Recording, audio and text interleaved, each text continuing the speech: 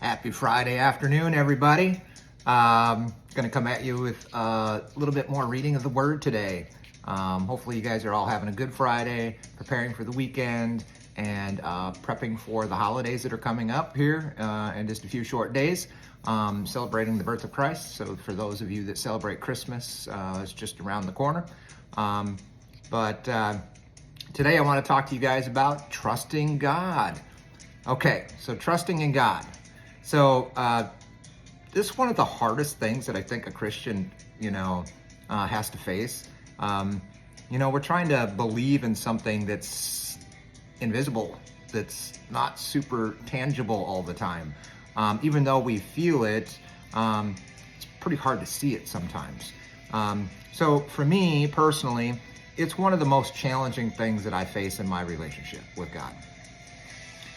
But what I'm listening to right now is a song by a band called Megadeth, and the name of the song is called Trust.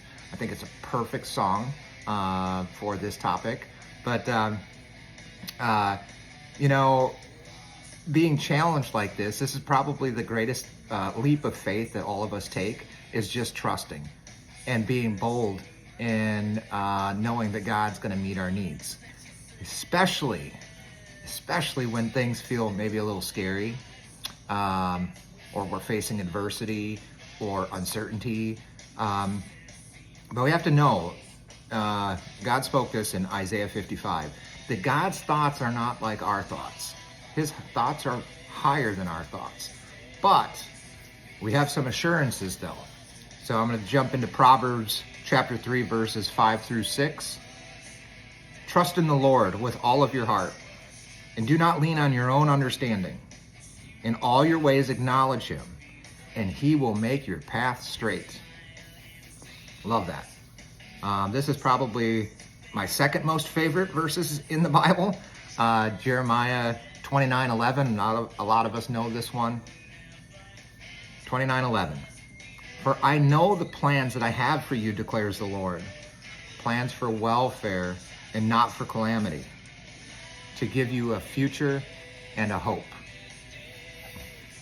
And I'm going to go to my most favorite chapter in the whole Bible, Romans chapter 8. And I'm going to read 28 through 30. This is where our confidence and our comfort comes from. And we know that God causes all things to work together for the good of those who love God, to those who are called according to his purpose.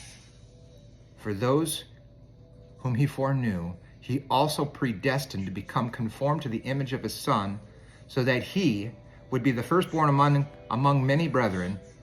And these whom he predestined, he also called. And these whom he called, he also justified. And these whom he justified, he also glorified. So we do face things, and God allows challenges to test our faith. And we just have to trust that God's going to be there.